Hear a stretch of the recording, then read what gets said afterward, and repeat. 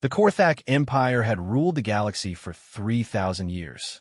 Their ships blackened the stars, their armies conquered worlds without effort, and their technology made them gods among lesser species. Every race that encountered them either bent the knee or burned in nuclear fire. There had never been an exception to this rule, until the humans arrived. Admiral Zektar stood on the bridge of the dreadnought Eternal Dominion, watching the tactical display with growing unease. The unknown ships had appeared at the edge of the Kepler system without warning. No hyperspace signatures, no dimensional rifts, nothing that their sensors could detect. They simply materialized as if they had always been there. "Report," Zektar commanded, his four arms crossed behind his back in the traditional Korthak stance of authority. The bridge crew, a mixture of conquered species working under Korthak oversight, scrambled to provide answers. 12 vessels, Admiral, reported Subcommander Veltash, a thin-limbed sectary whose species had been absorbed into the Empire 5 centuries ago. Configuration unknown. They appear to be made of unusual materials. Zektar's mandibles clicked in irritation. The Sectari were known for their precision with words, not vagueness. "Define unusual, Subcommander." "Sir, our scans indicate the ships are constructed primarily of refined iron and carbon-based composites. The technology appears primitive, pre-fusion era, possibly even chemical propulsion-based." A ripple of confused murmurs ran through the bridge. Admiral Zektar felt a chill run down his chitinous spine. No species had used such primitive technology for warfare in over 2 millennia. Such vessels should have been detected months ago as they crawled through space at sublight speeds. "Communications," Zektar barked to the ITHEC operator at the comm station. "Standard Imperial challenge. Inform these primitives that they have entered sovereign Korthak space and must surrender immediately for processing." The ITHEC's tentacles danced over the controls. "Channel open, Admiral. Broadcasting on all frequencies." Zektar stepped forward, his massive frame casting shadows across the command platform. When he spoke, his voice carried the weight of absolute authority that had crushed the spirits of 1,000 conquered worlds. "Unknown vessels, you have violated the territorial sovereignty of the Korthak Empire. By Imperial Decree 847, you are commanded to power down your engines and prepare for boarding. Any resistance will be met with complete annihilation. You have 60 standard seconds to comply." The response came immediately, transmitted on a narrow beam frequency in perfect galactic standard. The voice was calm, almost conversational, with an accent none of the bridge crew had ever heard. "Korthak vessel, this is Captain Sarah Chun of the Earth Defense Force ship Defiance. We appreciate your enthusiasm, but we're just passing through. No need for anyone to get excited." Zektar's 4 eyes widened. In 3,000 years of Imperial expansion, no one had ever responded to an Imperial challenge with such casual dismissal. Species usually begged, threatened, or remained silent in terror. They did not make jokes. Did they just mock us?" whispered Subcommander Veltash. Before Zektar could respond, the human continued. "We're aware this is your space, Admiral. Yes, we know your rank and approximate position, but we're not here to cause trouble. Just need to scan a few planets for some friends of ours who went missing. Should only take a day or 2. The Admiral's mandibles clicked rapidly, a sign of extreme agitation among his species. "Communications, confirm they're receiving our transmissions correctly." "Confirmed, sir. They are receiving and responding in real time. Translation matrices are functioning normally." Zektar turned to his tactical officer, a heavily muscled Gorvani whose species had provided the backbone of Imperial ground forces for generations. "Captain Mordak, what is your assessment of these vessels' military capability?" The Gorvani studied his instruments with practiced eyes. "Admiral, based on hull configuration and energy signatures, these ships appear incapable of faster-than-light travel. Their weapon systems are minimal, primitive projectile launchers and basic energy weapons. A single Imperial destroyer could eliminate their entire fleet without sustaining damage. And Yet they dare speak to us as equals, Zektar mused. Fascinating and concerning. The human captain spoke again. Admiral, we're detecting massive fleet movements in this system. Are you planning some kind of operation? Because if so, we can come back later. Really, we're very flexible. Fleet movements? Zektar looked at his tactical display in confusion. The only ships moving were his own patrol vessels, standard deployment around any Imperial fleet. How could these primitives detect ship movements that his own sensors showed as minimal displacement? Sir, interrupted communications officer Yithel, an amphibious plecory whose voice carried a note of panic. We're receiving multiple transmissions from across the system. All Imperial ships are reporting anomalies. What kind of anomalies? Unknown contacts appearing throughout the system, sir. They're everywhere. The main tactical display updated, and Admiral Zektar felt something he had never experienced in 40 years of Imperial service. Genuine fear. The 12 ships they had detected were not alone. Hundreds of small contacts were scattered throughout the Kepler system, hidden among asteroids, planetary rings, and the system's outer debris fields. As he watched, more contacts appeared on sensors, as if they were decloaked or simply choosing to become visible. How many? Zektar asked quietly. Approximately 800 vessels, Admiral, all of similar configuration to the initial 12. 800 ships. The Admiral's mind raced through tactical calculations. Even if they were primitives, those numbers represented a significant force concentration. But how had they arrived without detection?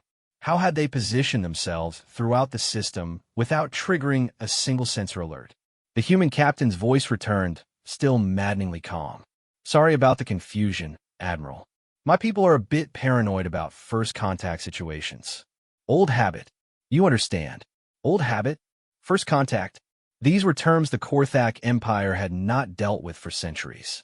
Every spacefaring species in the known galaxy was either part of the Empire or had been destroyed by it. There simply were no unknown civilizations left to make first contact with. Captain Chun, Zektar said, struggling to maintain his composure, identify your species and point of origin.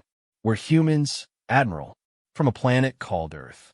It's in the local group, about 26,000 light-years from here, probably outside your current area of operation. 26,000 light-years. The distance was staggering. Even with the Empire's most advanced hyperspace technology, such a journey would take months. For primitives with sublight technology, it should have been impossible. Sir, Subcommander Veltash spoke quietly. That distance, it's beyond the current Imperial frontier. Our most distant expeditions have reached barely 8,000 light-years from the core worlds. Sektar nodded grimly. The Empire was vast, but it was not infinite. There were still unknown regions of the galaxy, still dark spaces between the stars where undiscovered civilizations might exist.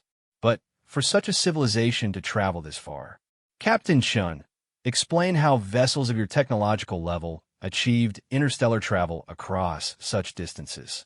There was a pause before the human responded, and when she did, there was something different in her voice.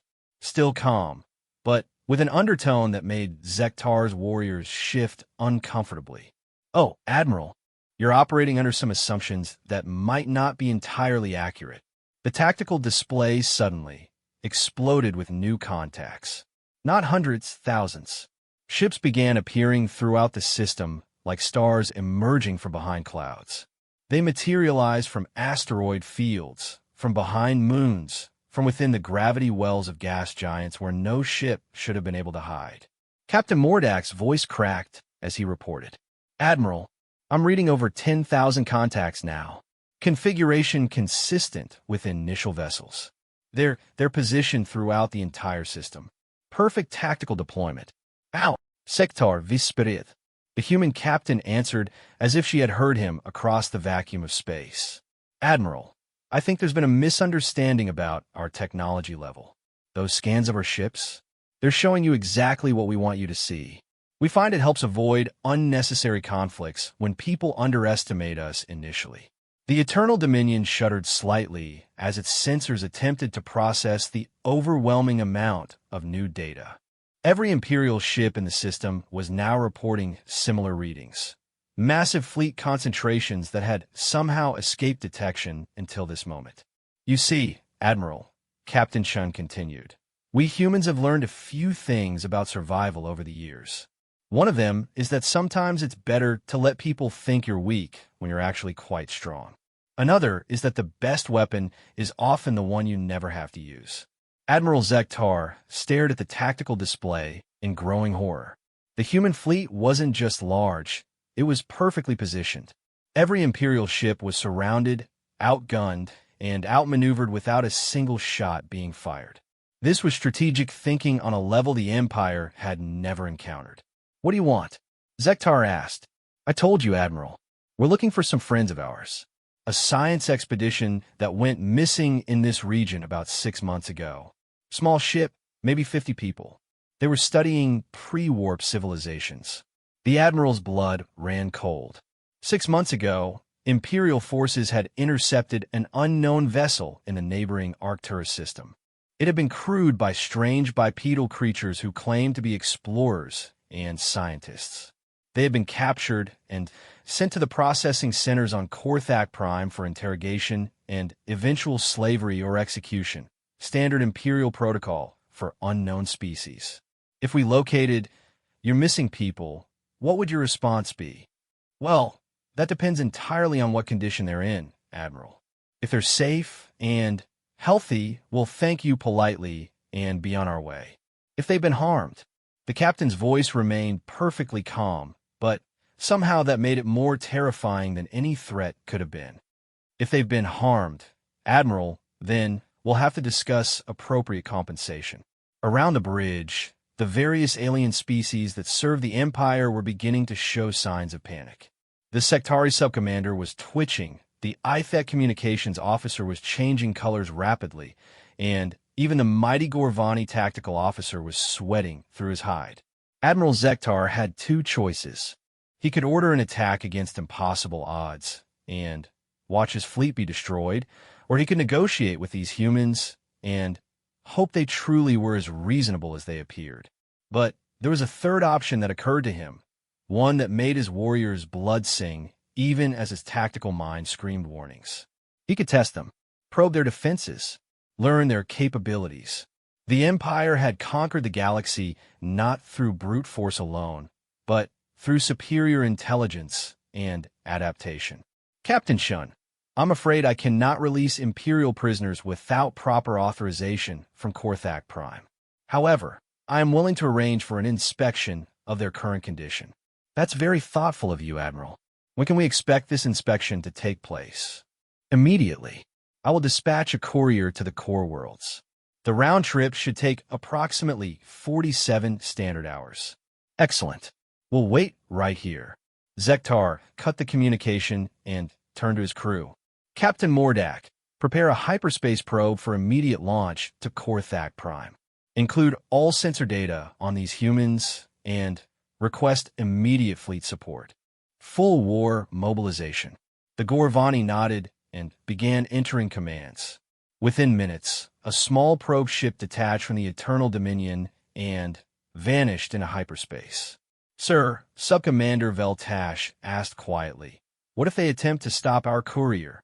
Then, we will learn something about their true capabilities, Zektar replied. And if they do not stop it, we will learn something else equally valuable. They waited.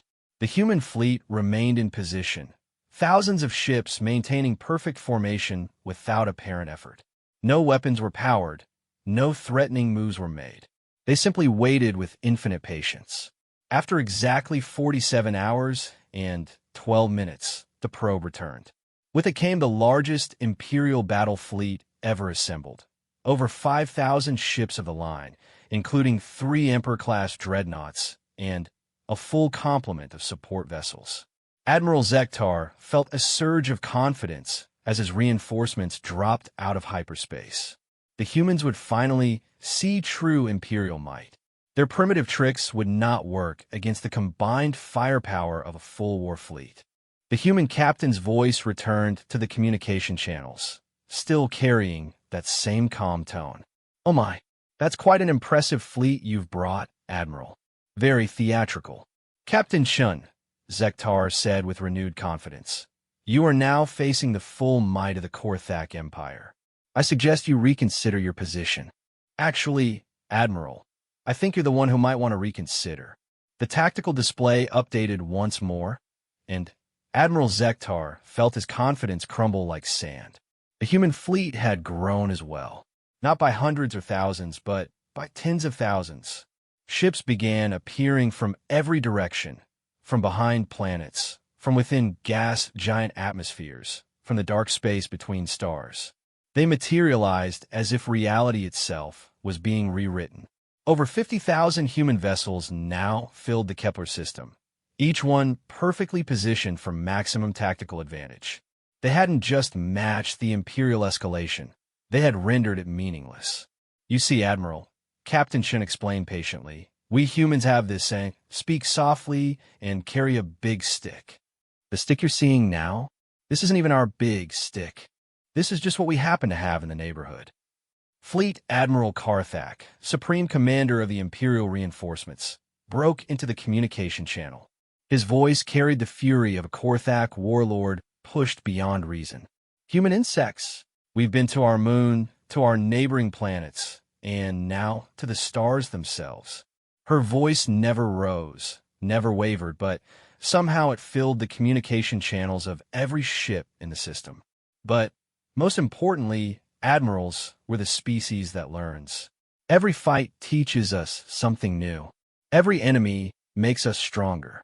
Every defeat shows us how to win next time. Your empire has been winning for 3,000 years. Do you know what that means? Neither admiral responded. "It means you've forgotten how to lose." "We never have."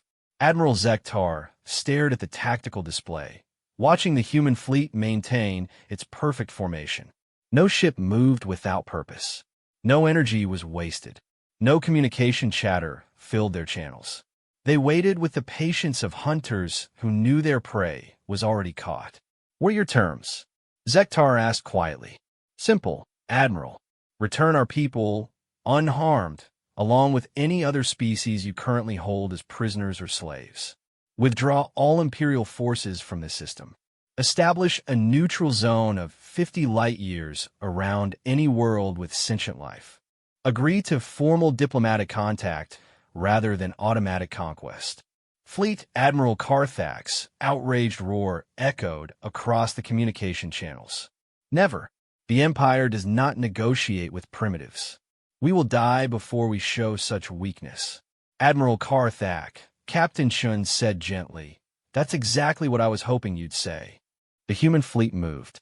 Not all at once, not in a chaotic rush, but with choreographed precision that spoke of incredible coordination and training. Weapons that had been hidden or powered down suddenly blazed to life. The energy signatures were unlike anything in Imperial records, not plasma or particle beams, but something else entirely. "Gravitational manipulation," whispered Captain Mordak, staring at his instruments in disbelief. "They're weaponizing space-time itself." The first demonstration was gentle, a targeted gravitational pulse that nudged an Imperial destroyer slightly off course. The ship's crew reported no damage, but every system on board experienced momentary fluctuations. The second demonstration was less gentle. A pulse of twisted space-time reached out from a human fleet and simply moved an Imperial heavy cruiser. The 1,000-meter warship was displaced 40 kilometers instantaneously, appearing in a completely different location without any transition period. The third demonstration made its point with terrible clarity.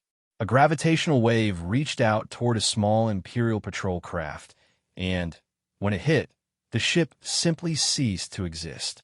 Not destroyed, not vaporized, it was compressed into a point of infinite density and then scattered across several dimensions simultaneously. The crew had perhaps a microsecond to realize what was happening before they were spread across the quantum foam of space itself. Impressive technology, Captain Shun observed clinically. We learned quite a bit from studying black holes and neutron stars. Amazing what you can accomplish when you start thinking of gravity as just another tool. Fleet Admiral Carthak's voice was no longer filled with fury. It cracked with fear. Impossible. No species has mastered gravitational control to that degree. The energy requirements alone. Oh, Admiral, you're still thinking like a species that burns chemical fuel and splits atoms for power. We stopped doing that about the time we figured out how to extract energy directly from vacuum fluctuations. There's quite a lot of energy in empty space once you know how to tap it. Admiral Zektar felt his world crumbling around him. The Empire's entire technological framework was based on fusion power, antimatter storage, and conventional physics. These humans were demonstrating capabilities that existed only in theoretical papers written by the Empire's most advanced scientists. How long? Zektar asked quietly. How long what, Admiral? How long have your people possessed this technology? Which technology specifically? The gravitational manipulation? About 60 years. The zero-point energy extraction? Maybe 80. The space-time transportation methods? That's more recent. Only about 40 years. 40 years. In the span of a normal Imperial officer's career, these humans had developed technology that made the Empire's greatest weapons look like primitive clubs. But, Admiral, Captain Shun continued, you're missing the important point.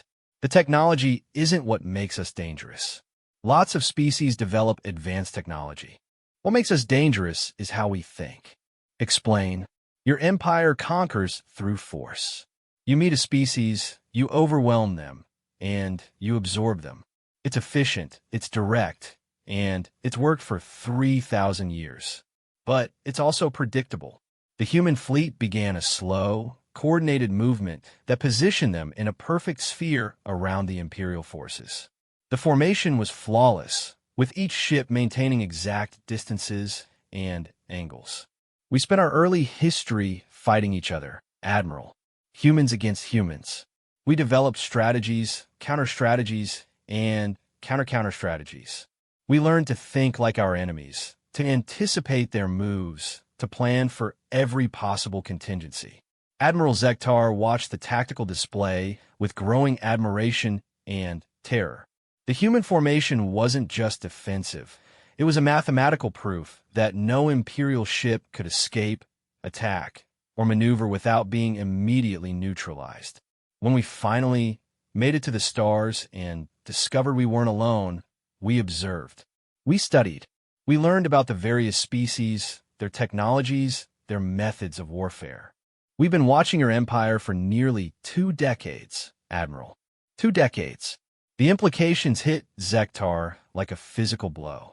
While the empire had been expanding and conquering, the humans had been studying them, learning their weaknesses, developing countermeasures.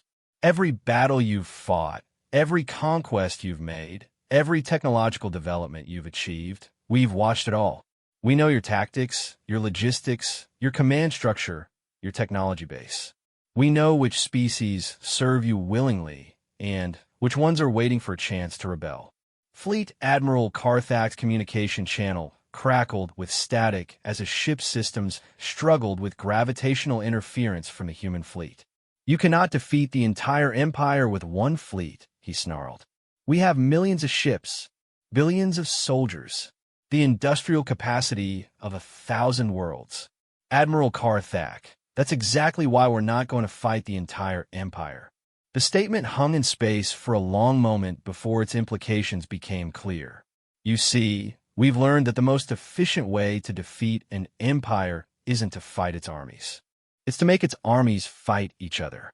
As if summoned by her words, new contacts began appearing on Imperial sensors. Not human ships, Imperial ships. Vessels with proper Imperial identification codes and energy signatures, but ones that should have been deployed in other sectors of the galaxy. Fleet Admiral Zektar's communication officer reported in growing panic. We're receiving transmissions from Imperial vessels throughout the galaxy. They're reporting human contact on multiple fronts. Impossible, Kartak whispered. The humans only have ships here. Actually, Admiral, that's not quite accurate, Captain Chun corrected gently. These ships here, this is our diplomatic mission. We have diplomatic missions at approximately 400 Imperial systems right now, all having similar conversations with local commanders. 400 systems, simultaneously. The scope of the human operation was staggering. But don't worry, Admiral. We're not planning to conquer your empire. We don't want your territory or your resources. We just want you to stop conquering other people. And if we refuse, well, Admiral, that's where things get interesting. You see, we've been in contact with several of the species your empire has absorbed over the years. Fascinating conversations. They have some very creative ideas about independence. Admiral Zektar's mind raced through the implications. The empire ruled through fear and superior technology, but if the humans could provide advanced weapons and support to rebellious species, a coordinated revolution, he said quietly, you would arm our enemies. Oh no, Admiral, we wouldn't need to arm anyone. We would simply remove your ability to stop them from arming themselves. The tactical display updated again, showing new icons throughout Imperial space. Not human ships, not Imperial ships, but vessels with energy signatures that matched dozens of different conquered species. Every species your empire has absorbed still exists, Admiral. Their cultures, their technologies, their desire for freedom. It's all still there, suppressed, but not destroyed. All they need is an opportunity. Fleet Admiral Carthak's voice was barely controlled hysteria now. You would destroy civilization itself. The Empire brings order to the galaxy. Peace. Unity. Admiral, the Empire brings order to the Empire. Everyone else gets conquest and slavery. We checked. Captain Chin's tone remained conversational, but there was steel underneath it now. We visited some of your processing centers, Admiral. We've seen what happens to species that resist Imperial absorption. We've talked to survivors of your pacification campaigns. Very educational. Admiral Zektar closed his four eyes and tried to think. The humans had outmaneuvered the Empire completely. Superior technology, superior strategy, and, most importantly, superior intelligence about their enemy. This wasn't a military confrontation. It was a carefully planned surgical strike at the heart of Imperial power. What guarantee do we have that this revolution would not simply replace Imperial order with chaos? You don't, Admiral, but that's not really your choice to make anymore, is it? The human captain was right. The choice had been made when the Empire decided to build itself through conquest rather than cooperation. Now, the humans were simply presenting the bill. However, Captain Shun continued, we are prepared to offer an alternative, which is the Empire withdraws to its core systems, the original Korthak worlds, and any species that genuinely wish to remain part of your civilization. You release all forced conscripts, return all conquered worlds to their original inhabitants, and establish formal diplomatic relations with your neighbors instead of conquest protocols. And in return, we help manage the transition. We provide technology transfers to newly independent species, mediate territorial disputes, and guarantee the borders of all civilizations, including the reformed empire. Admiral Zektar considered the offer. It wasn't destruction, it was transformation. The empire would survive, but as one civilization among many rather than the sole galactic power. And if we refuse, then every species you've conquered receives gravitational weapons, zero-point energy technology, and space-time transportation systems, along with detailed intelligence about Imperial fleet movements, base locations, and tactical doctrines. The silence stretched for several minutes as the two admirals contemplated their options. Around them, thousands of ships waited in perfect formation while the fate of the galaxy hung in balance. Finally, Admiral Zektar spoke. I will need to consult with the Imperial High Command. Of course, Admiral. We'll wait. How long will you give us to decide? As long as you need, Admiral. We're very patient people. The communication channel closed, leaving the Imperial fleet suspended in space, surrounded by human ships that demonstrated impossible technology and backed by a strategic vision that had already checkmated the greatest empire in galactic history.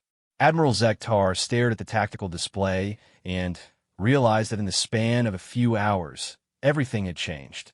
The humans hadn't just arrived in Korthak space. They had announced the end of the age of empires and the beginning of something entirely new.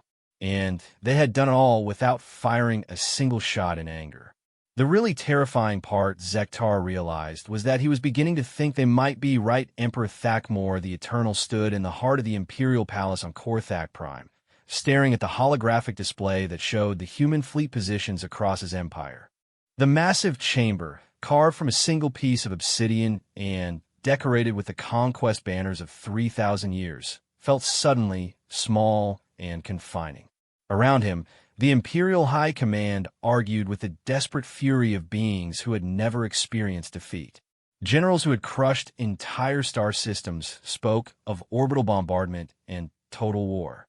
Admirals who had brought civilizations to their knees demanded immediate military response.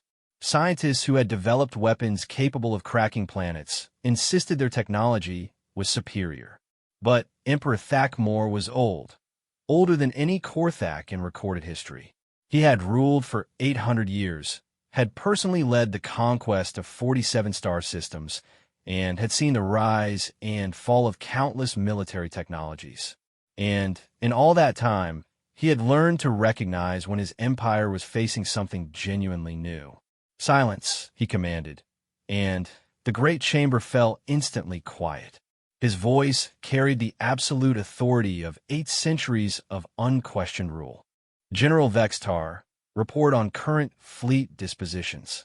The massive Korthak general, his battle scars gleaming in the chamber's dim light, stepped forward and activated his personal display. "My Emperor, we have confirmed human contact at 417 Imperial systems. In each case, they have demonstrated identical tactical positioning and technological capabilities. Losses? None, my Emperor.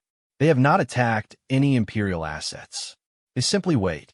Emperor Thakmor's mandibles clicked thoughtfully.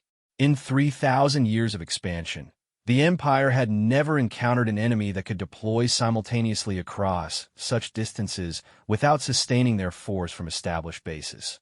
The logistics alone should have been impossible. "Admiral Kreshval, what is our assessment of their fleet strength?" The fleet commander, her blue-black carapace bearing the honors of a dozen successful campaigns, consulted her tactical datapad. "Unknown, my Emperor.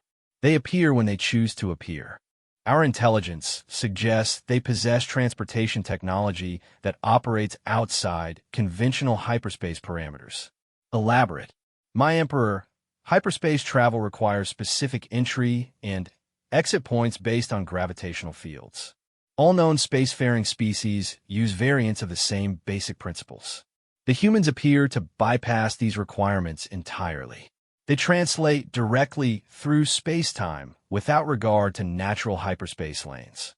Emperor Thakmor absorbed this information with growing concern. Control of hyperspace lanes had been fundamental to Imperial expansion.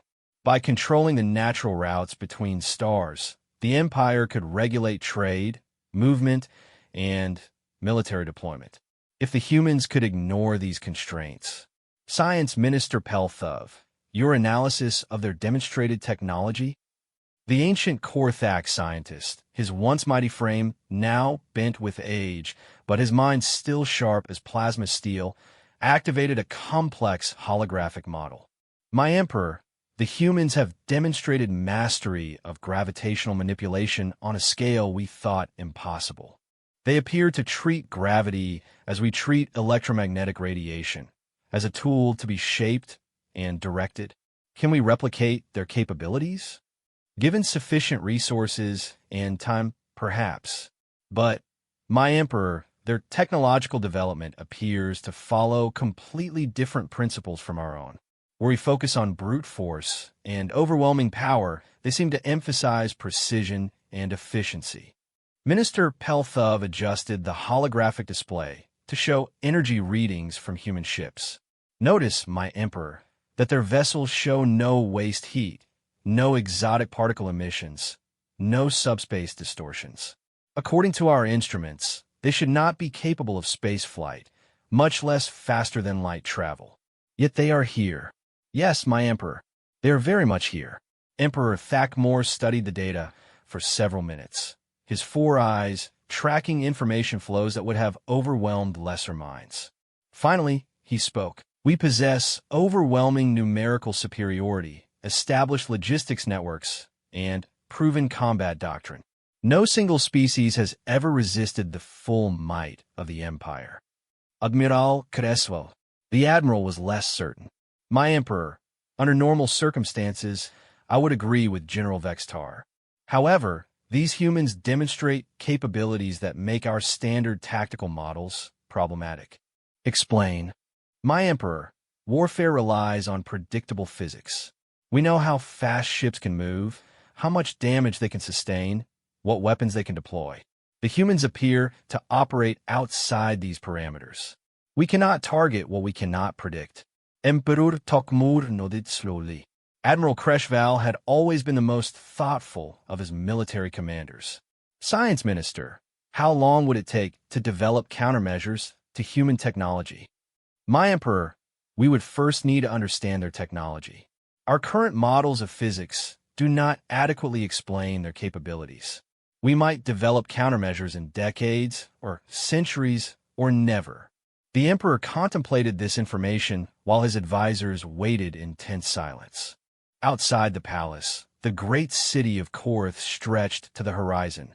Millions of beings from hundreds of conquered worlds, all living under imperial law, all dependent on imperial strength for their survival. Minister Yulkin, the Emperor said, addressing his intelligence chief, "What do we know about human culture and motivations?" The lean intelligence minister activated his own display, showing detailed reports from across the galaxy. My Emperor, our preliminary analysis suggests the humans are not motivated by territorial expansion or resource acquisition. Their stated objectives appear to be ideological, meaning they object to conquest itself, my Emperor, not specifically to Korthak rule, but to the concept of forced absorption of other civilizations. They appear to believe that all sentient species should have the right to self-determination. A ripple of confused murmurs ran through the assembled command staff. The concept was almost incomprehensible to the imperial mindset. Self-determination was chaos. Only through unity under imperial law could civilization flourish. Have they made any demands regarding imperial territory or resources? No, my Emperor.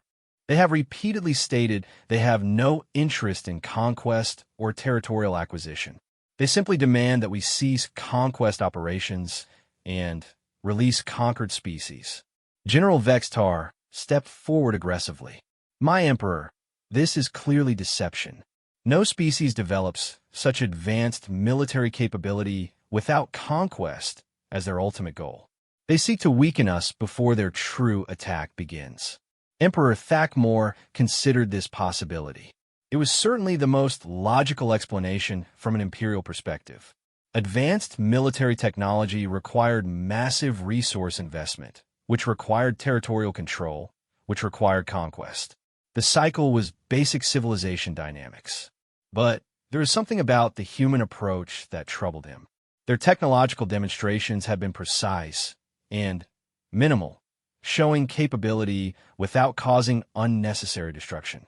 Their communications have been respectful but firm. Most importantly, they had positioned themselves to win before revealing their presence. Minister Pelthov, the Emperor said suddenly, in your scientific opinion, what level of civilization would be required to develop the technology these humans have demonstrated? The old scientist's eyes brightened with intellectual curiosity. My Emperor, the energy requirements alone suggest a Type 2 civilization, one capable of harnessing the entire output of their home star. The gravitational manipulation technology implies they have achieved direct control over fundamental forces. Such capabilities would require scientific advancement far beyond our current level. And what would such a civilization require in terms of resources? My Emperor, A civilization that can extract energy from vacuum fluctuations and manipulate space-time itself would have no need for conventional resources. They could generate matter and energy at will. The implications hit the command chamber like a thunderbolt. A civilization that could create whatever it needed would have no motive for territorial conquest. The fundamental assumption underlying imperial expansion, that advanced species required more resources, might be completely wrong. Intelligence Minister Yulkin, Emperor Thakmor said quietly, "Have our agents been able to locate the human home system?" "No, my Emperor. They claim it lies 26,000 light-years distant, but our long-range probes have detected no evidence of large-scale civilization in that direction. Perhaps because they do not require large-scale industrial infrastructure," Science Minister Pelthov suggested. Advanced matter manipulation might allow them to maintain high technology with minimal physical footprint. Emperor Thakmor walked to the great window that overlooked the imperial capital. Below, traffic streams carried goods and people between towering structures that housed the administrative apparatus of Galactic Empire. Millions of beings worked every day to maintain the infrastructure that kept the Empire functioning. "General Vextar," the Emperor said without turning around, "how many of our subject species have attempted rebellion in the past century?" 17 major uprisings, my Emperor, and countless minor resistance movements, all successfully suppressed. And the cost of these suppressions? Significant, my Emperor. We maintain garrison forces on over 8,000 worlds specifically to prevent rebellion. Approximately 30% of our military capacity is devoted to internal security. 30%. The Emperor had known the number intellectually, but hearing it spoken aloud gave it new weight. The Empire spent nearly a third of its resources simply holding onto what it had conquered. Admiral Kreshval, if we were to face coordinated rebellion across all subject territories simultaneously, could we maintain control? The Admiral was quiet for a long moment before answering. My Emperor, our security protocols are based on the assumption that rebellions will be isolated and poorly equipped. Coordinated uprising with external support would be extremely challenging. And if the rebels possessed advanced weapons technology, my Emperor, under those circumstances, we would face the effective dissolution of imperial authority outside the core systems. Emperor Thakmor turned from the window to face his assembled advisors. In their faces, he saw the dawning realization that had been growing in his own mind. The humans hadn't come to conquer the Empire. They had come to offer it a choice between transformation and destruction. My Emperor, General Vextar, said desperately, "Surely we cannot consider surrendering to these aliens.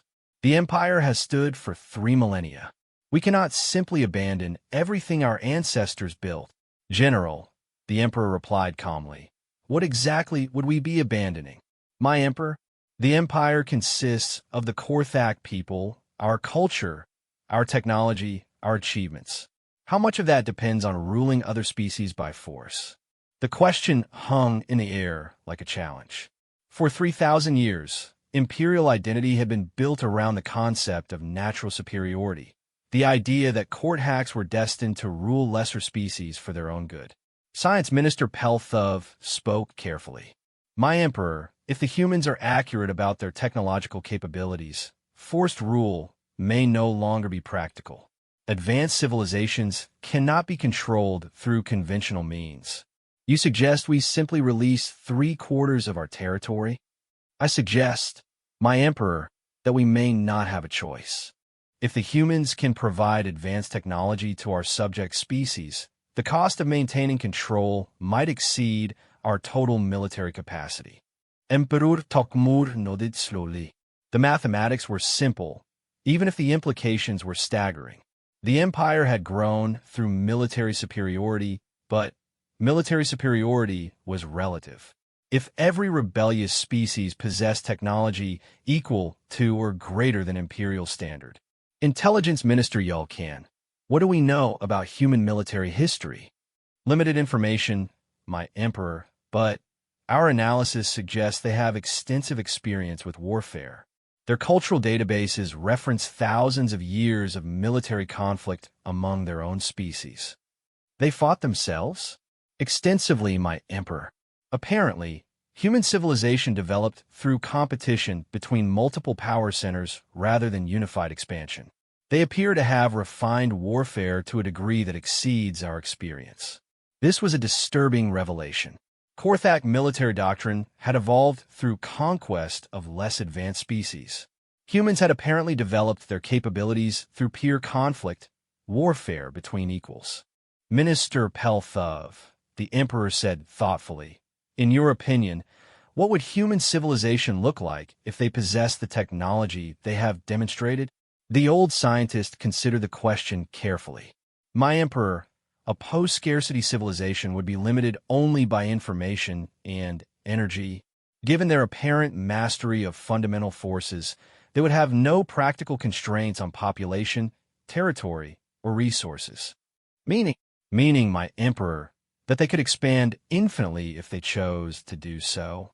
The fact that they have not suggests their motivations are genuinely different from ours. Emperor Thakmor absorbed this analysis while staring at the holographic display showing human fleet positions.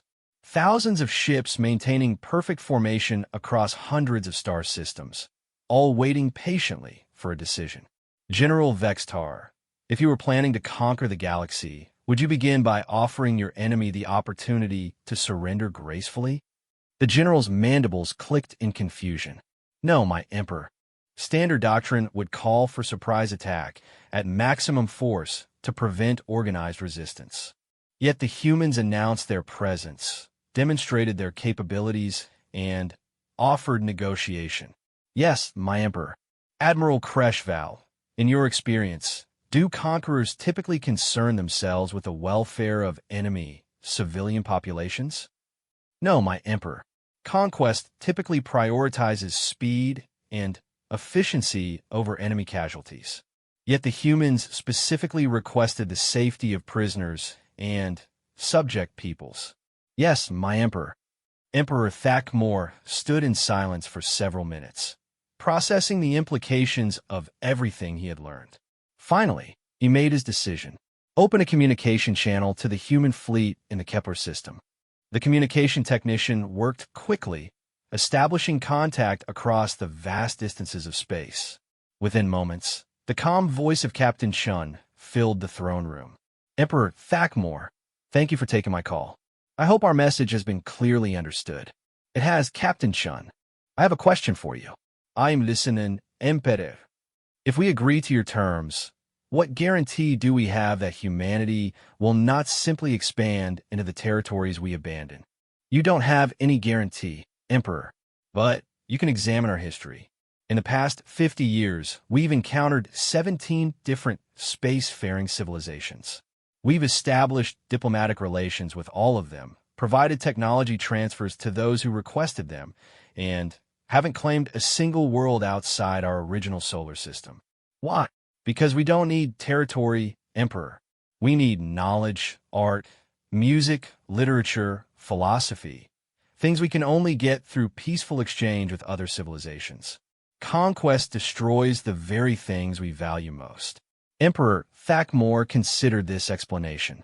It was either the truth or the most sophisticated deception in galactic history. Captain Chun, if we were to agree to your proposal, how would the transition be managed? Very carefully, Emperor. Revolutionary change always creates instability. We would work with both imperial authorities and subject species representatives to establish interim governments, mediate territorial disputes, and provide economic support during the transition period. Economic support? Emperor, your empire has integrated billions of beings into complex economic relationships. If we simply dissolve those relationships overnight, the result would be famine, economic collapse, and massive suffering. We're not interested in causing humanitarian disasters. The consideration was surprisingly thoughtful. Most conquerors cared little about the consequences of their actions on existing populations. What would become of the Korthak species under this arrangement? You would become one civilization among many, Emperor, free to develop your culture, your technology, your society, however you choose, as long as that doesn't involve conquering others. And if we refuse? Captain Chen's voice remained calm, but there was finality in it now. Then, every species you currently hold by force receives the technology and support necessary to free themselves. The transition will be far more chaotic, far more violent, and far more costly for everyone involved, including the Korthak people. Emperor Thakmor looked around the throne room at his advisors. General Vextar remained defiant. Admiral Kreshval appeared thoughtful. Science Minister Pelthov looked fascinated, and Intelligence Minister Yulkin seemed calculating. Captain Chun, I require time to consider your proposal with my advisors. Of course, Emperor. We understand this is a significant decision. How much time do you need? 72 hours. That's fine. We'll maintain our current positions and await your decision. The communication channel closed, leaving the Imperial Command Chamber in tense silence. My Emperor, General Vextar began immediately. We cannot, General, the Emperor interrupted. You will prepare detailed reports on the likely military consequences of 3 scenarios: full acceptance of human terms, complete rejection of human terms, and partial compliance. My Emperor, surely that is an order, General. Emperor Thakmor turned to his other advisors. Admiral Kreshval, you will assess our fleet's ability to maintain security during a managed transition. Science Minister Pelthov, you will analyze the technological implications of human assistance. Intelligence Minister Yulkan, you will prepare assessments of likely subject species reactions under each scenario. My Emperor, Intelligence Minister Yulkan said carefully, we have been monitoring communications from several subject worlds since the humans arrived. The reactions are significant. Explain. Reports of celebration, my Emperor. Underground resistance movements are openly discussing independence for the first time in centuries. Several planetary governors have requested emergency military reinforcement. Emperor Tokmur nodded grimly. The mere presence of an external alternative was enough to destabilize imperial authority. The humans didn't need to arm rebels. They simply needed to exist. Very well. You have 72 hours to prepare your assessments. We will reconvene at that time to make our decision. As his advisors dispersed to their tasks, Emperor Thakmor remained alone in the throne room, staring at the holographic display that showed the positions of human fleets across his empire.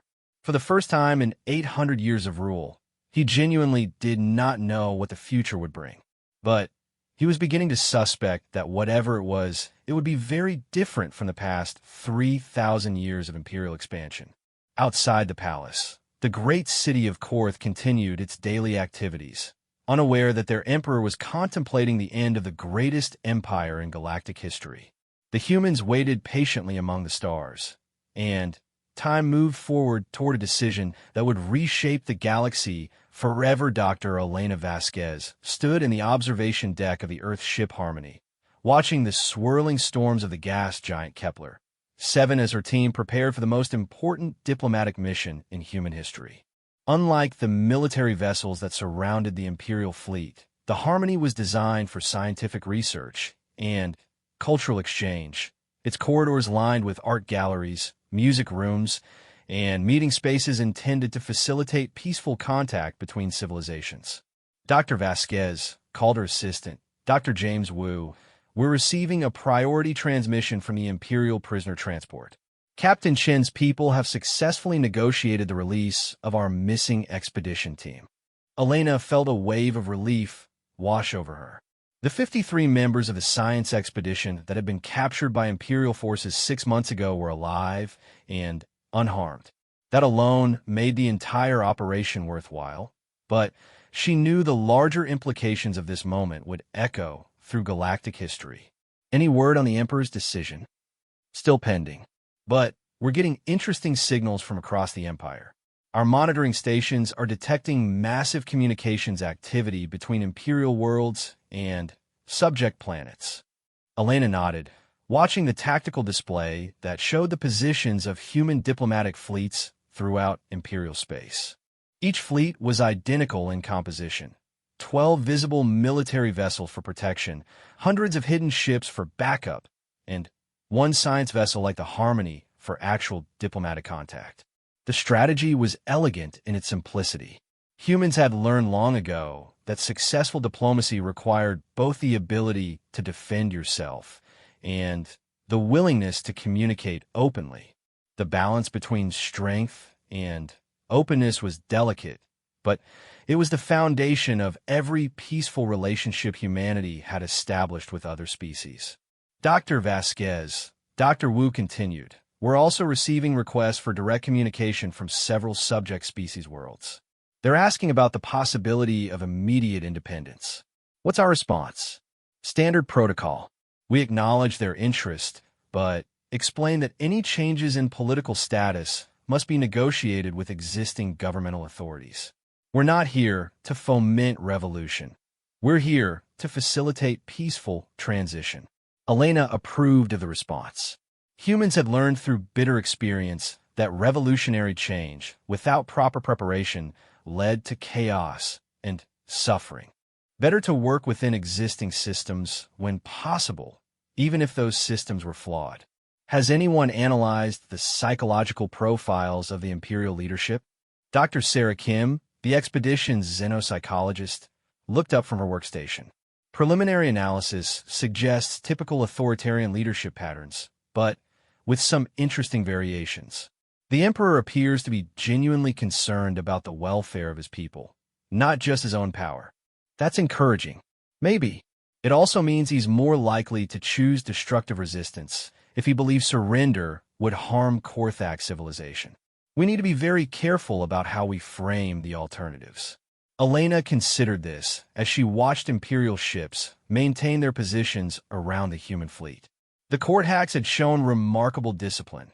No aggressive moves, no weapons locked on target, no attempts at intimidation.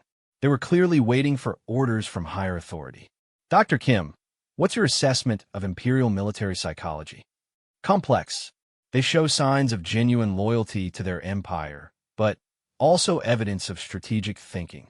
The senior officers appear to understand the tactical situation clearly. They're not letting emotion override judgment. And the subject species? That's where it gets interesting.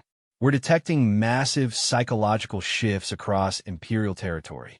Subject species are experiencing hope for the first time in generations.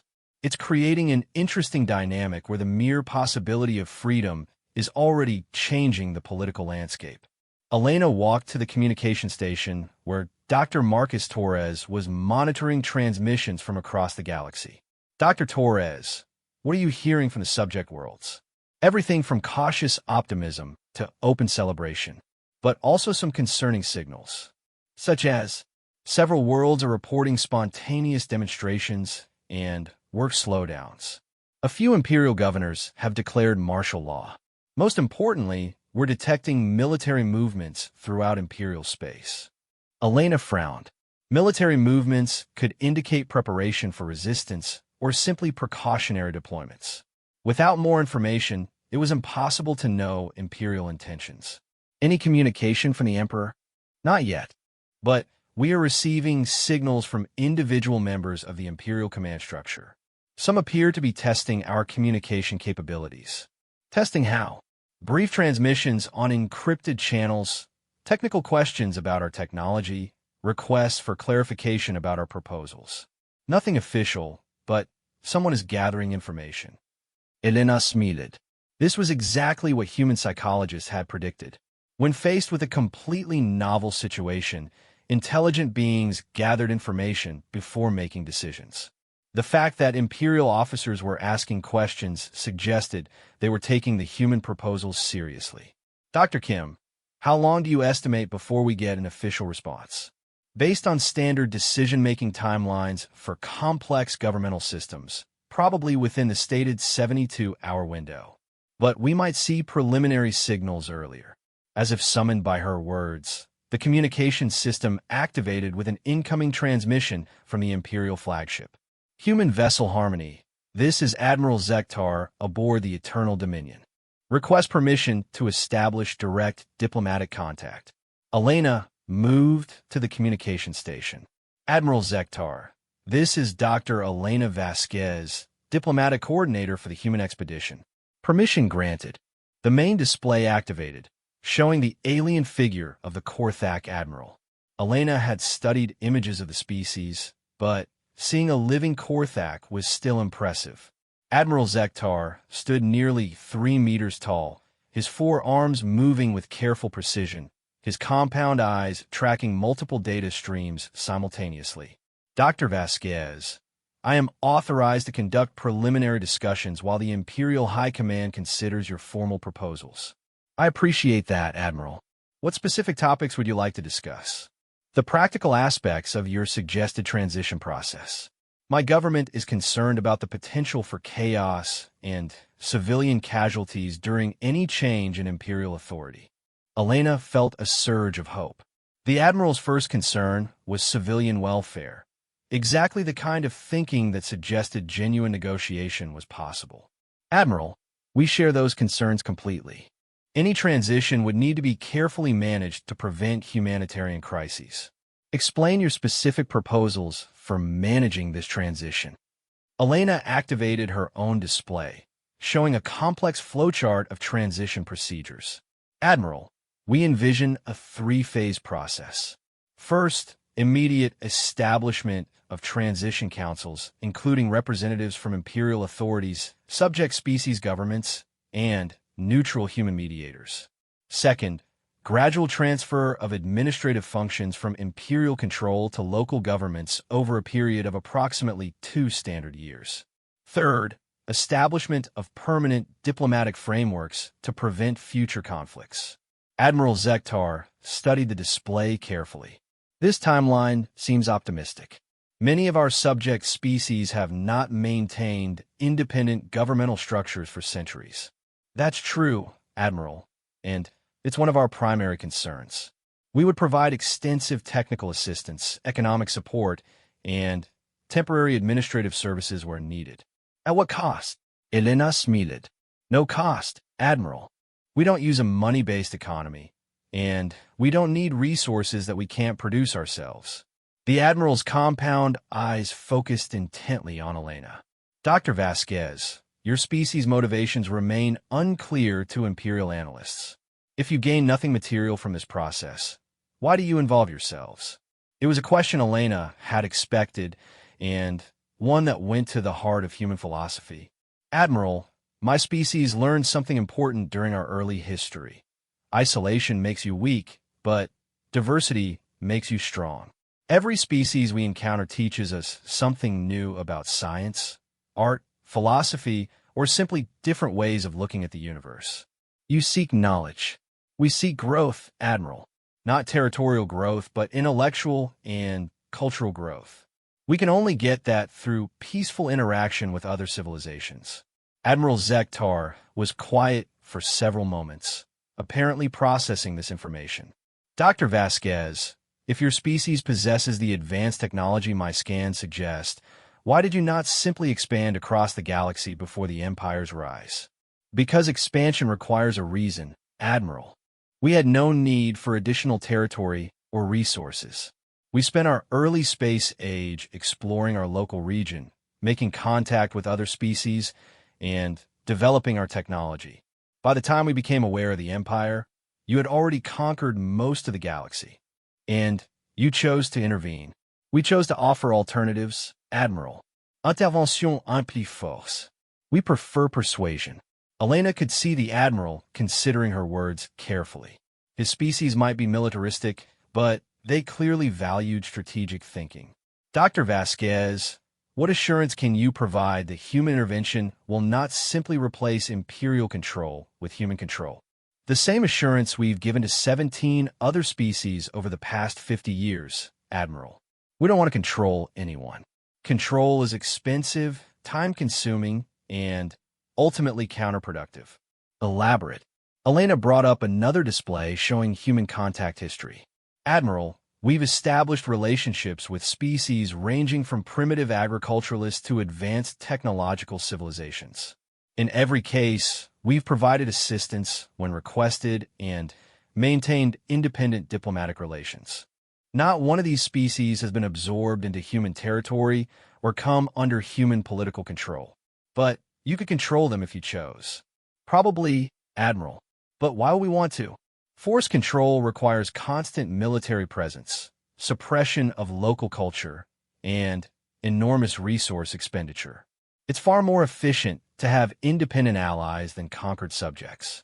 Admiral Zektar leaned back in his command chair, his four arms moving in what Elena recognized as a Korthak gesture of contemplation.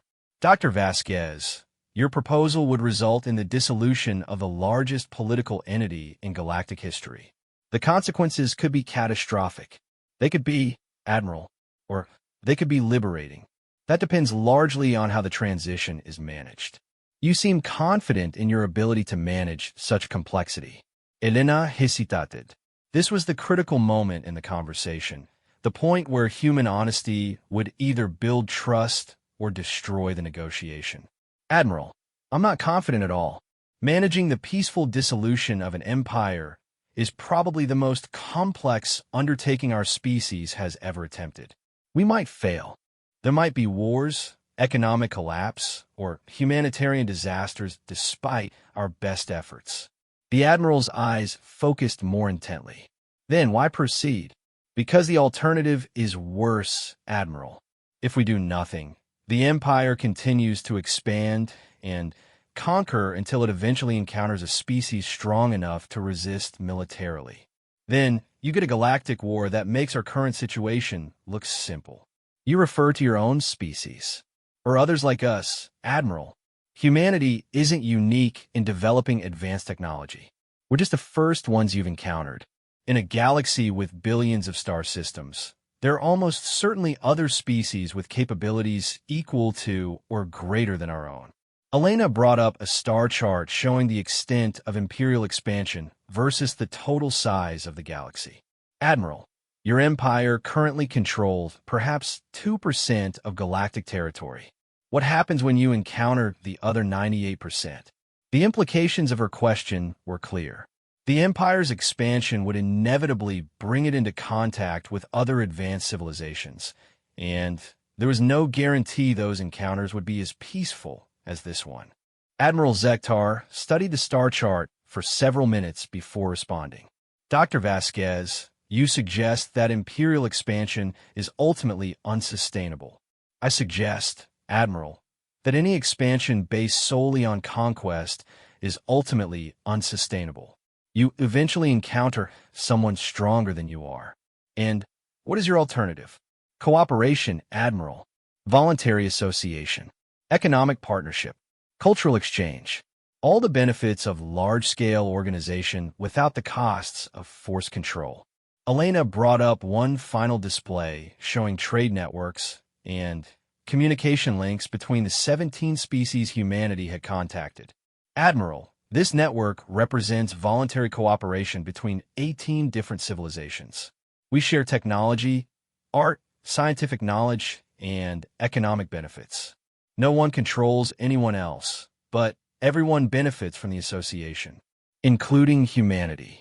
Especially humanity, Admiral. We've learned more about physics, mathematics, biology, chemistry, and dozens of other fields through these relationships than we ever could have learned alone. Admiral Zektar stared at the display showing the Human Cooperation Network. Elena could almost see him comparing it mentally to the Imperial command structure. Dr. Vasquez, such voluntary cooperation requires trust. It does, Admiral. Trust is not easily built between species. No, it isn't. That's why we start small and build gradually. Trade relationships, cultural exchange, scientific cooperation. Trust develops over time through positive experiences. And if trust fails?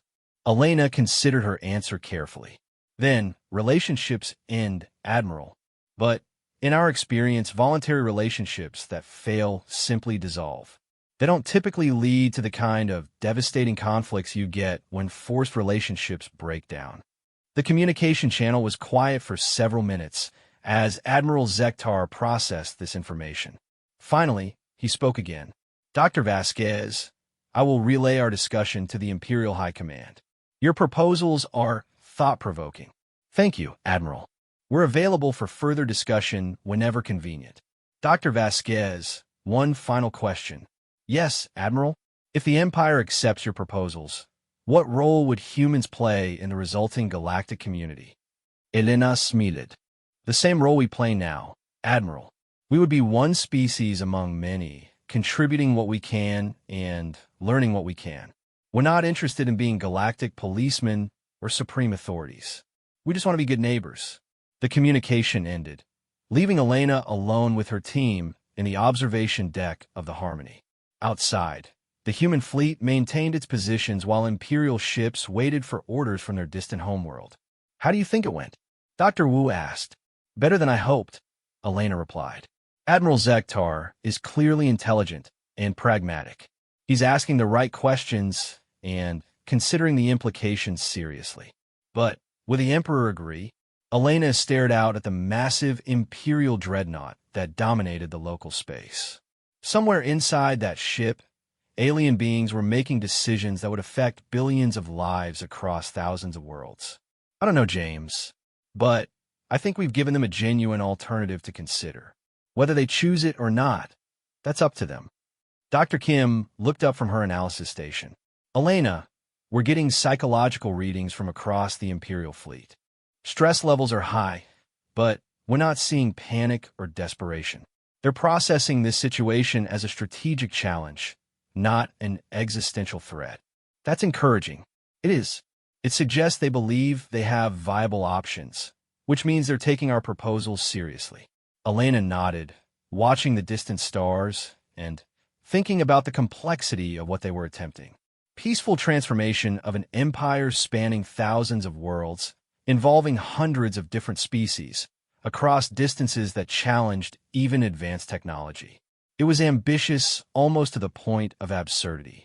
But the alternative, galactic war between advanced civilizations, was unthinkable. Dr. Torres, Elena said, any word from our other diplomatic teams? Similar reports across the board. Initial contact has been successful. Imperial commanders are asking thoughtful questions, and subject species are responding positively to the possibility of independence. Problems? Some. A few Imperial governors have declared martial law, and we're detecting military buildups in several core systems. Some diehards are clearly preparing for resistance. Elena had expected this. Any organization as large and complex as the Korthak Empire would contain individuals with different perspectives and motivations. The key was ensuring that moderate voices prevailed over extremist ones. Recommendations? Doctor, Kim consultet her psychologal profiles. Patience. The Emperor appears to be a thoughtful leader who considers long-term consequences. If we give him time to work through the implications and consult with his advisors, he's likely to make a rational decision. And if he doesn't, then we proceed with Plan B and hope for the best. Elena preferred not to think about Plan B. It involved providing advanced weapons to every rebellious species in the Empire and watching thousands of years of Imperial civilization collapse in chaos and violence. It would be effective, but the humanitarian cost would be staggering. Better to wait and hope that wisdom would prevail over pride. Outside the Harmony, human and Imperial ships waited in tense formation while across the galaxy, billions of beings held their breath and wondered what tomorrow would bring. The calm before the storm, or the quiet before a new age of galactic cooperation. Only time would tell. The decision came at exactly 71 hours and 43 minutes after the Emperor's promised deadline. Not through official diplomatic channels, not through formal government communication, but through a simple message transmitted on an open frequency that every ship in the Kepler system could receive. To Captain Chun and the human diplomatic mission. This is Emperor Thakmor of the Korthak Empire. We accept your proposals. We request immediate assistance with transition planning. Captain Sarah Chun stood on the bridge of the Defiance, reading the message for the third time while her crew worked around her in professional silence. After 26 hours of negotiations, strategic demonstrations, and careful diplomacy, The largest empire in galactic history had just agreed to voluntary dissolution. Communications, Chen said quietly. Patch me through to the Emperor directly. Aye, Captain. Channel open. Chen took a deep breath, knowing that her next words would be recorded in history books across hundreds of worlds. Emperor Thakmore, this is Captain Chen. Thank you for your decision. We stand ready to assist with the transition process. The Emperor's response came immediately, transmitted from the distant imperial capital with the clarity that suggested their most advanced communication systems. Captain Chen, I will be honest with you. This decision was not unanimous among my advisors. Several factions within the imperial government believe we should resist your ultimatum regardless of consequences. I appreciate your honesty, Emperor. How can we help address those concerns? By demonstrating that your promises are genuine. Many of my people fear that human assistance is simply a prelude to human conquest. Chen understood the concern. After 3,000 years of expansion through conquest, it would be difficult for imperial leadership to conceive of any other motivation for galactic involvement. Emperor, would you be willing to accept a small human diplomatic team on Korthak Prime? Not a military force, just cultural and technical specialists who can work directly with your government on transition planning. There was a long pause before the Emperor responded. Captain Chen, no alien species has set foot on Korthak Prime in over 2 millennia. The security implications are significant, Chen finished. I understand, Emperor, but effective cooperation requires trust, and trust requires personal contact. We're willing to send unarmed civilians with minimal escort. Another pause, shorter this time. Very well, Captain Chen. You may send a small team to the imperial capital. However, they will be subject to imperial security protocols and constant supervision. Understood and accepted, Emperor. Chen turned to her first officer, Commander Lisa Park. Commander, contact Dr. Vasquez on the Harmony. Tell her she's about to make history. While Dr. Vasquez and her diplomatic team prepared for their journey to Korthak Prime, Captain Chen began coordinating with human fleets across the galaxy. The Emperor's decision had triggered a cascade of events that required careful management to prevent chaos. Captain, reported her communications officer, we're receiving surrender messages from Imperial commanders in over 300 systems. Most are requesting immediate human assistance with maintaining order during transition. And the others? 17 systems have declared martial law and refused to acknowledge imperial authority. Another 23 have gone silent. We assume they're mobilizing for resistance. Chen studied the tactical display showing imperial space. The pattern was exactly what human strategists had predicted. Most imperial commanders would follow orders from their emperor, but a significant minority would choose resistance over accommodation. Commander Park, signal our fleet commanders in those resistance systems. They are authorized to use whatever force is necessary to protect civilian populations, but they are not to initiate offensive action against imperial holdouts. Aye, Captain. Chen had no desire to conquer imperial territory, but she also couldn't allow die-hard commanders to massacre subject populations who were celebrating their impending freedom. It was a delicate balance between intervention and restraint. Captain, called her tactical officer, we're receiving a priority transmission from Admiral Zektar. He's requesting permission to coordinate with our forces in maintaining order. Chen smiled. Admiral Zektar had impressed her throughout their confrontation with his pragmatic approach and genuine concern for civilian welfare. Granted, tell the Admiral we welcome Imperial cooperation in managing the transition. This was the critical phase of the entire operation. Human strategists had known that the formal surrender would be the easy part. Managing the aftermath would test everyone's capabilities.